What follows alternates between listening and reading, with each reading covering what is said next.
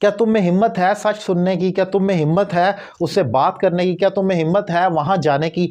इस किस्म के फिक्रे जब हम बोलते हैं कि क्या तुम में हिम्मत है कोई भी काम करने की, वहां पर हम एक स्ट्रक्चर लगाते हैं, डू यू डेयर।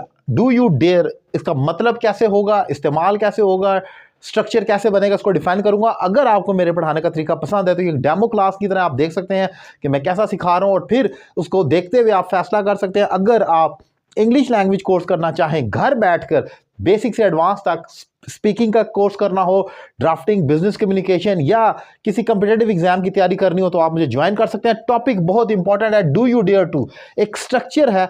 आमतौर पर अगर मैं ये फिक्रा बोलूं, क्या तुम में हिम्मत है सच बोलने की, आपको ऐसा लगेगा कि होना तो इसकी इंग्लिश लिटरल तो ये बनती है, do you have courage to speak truth, क्योंकि हिम्मत को तो करेज कहा जाता है, लेकिन ऐसा नहीं होता। हम कहते हैं do you dare to speak truth. अब अगर इसकी उर्दू देखी जाए तो वो लिटरल मीनिंग तो ये क्रिएट करेगी, अगर आप गूगल ट्रांसलेटर पे रख दें तो वो ये कहेगा डू यू डेयर, क्या तुम हिम्मत करते हो सच बोलने की, लेकिन ऐसा नहीं है। यही इसकी खास बात है कि जब भी आपने कहना होगा कि तुम में हिम्मत है कोई काम करने की, तो डू यू डेयर ही कहना होगा, या क्या तुम में हिम्मत थी सच बोलने की, तो डिड यू डेयर कहना होगा। वहां पर आपने पास्ट में डिड करना है और प्रेजेंट में डू कर देना है। जैसे क्या तुम में हिम्मत है सच बोलने की, do you dare to speak truth question mark. इसी तरीके से एक और एग्जांपल, क्या तुम में हिम्मत है उससे बात करने की, तो do you dare to talk to him. अब आपके ज़हन में वही क्वेश्चन एक आ सकता है जो स्टूडेंट ग्रामर के हैं कि भाई ये तो है कि क्या तुम में हिम्मत है उससे बात करने की, तो फिर तो डू यू हैव डेयर होना चाहिए कि क्या तुम हिम्मत रखते हो, या डू यू हैव करेज। लेकिन ऐसा नहीं है, हम ऐसे ही कहेंगे डू यू डेयर, यानी कि क्या तुम हिम्मत करते हो या रखते हो उससे बात करने की। This is the point. यहां पर कंफ्यूजन हो सकती है, इसलिए आसान लफ्जों में अगर देखा जाए तो आपने याद ये रखना है कि जब भी कहना है क्या तुम में हिम्मत है, डू यू डेयर लगाकर और आगे वाला फ्रेज इन्फिनेटिव फ्रेज आप पुट कर देंगे।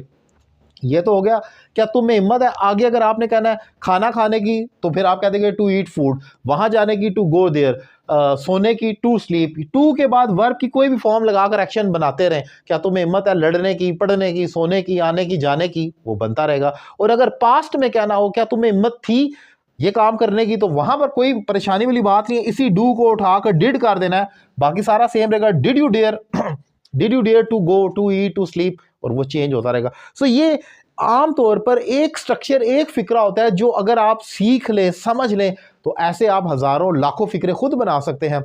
यही इंग्लिश सीखने का बेस्ट तरीका है।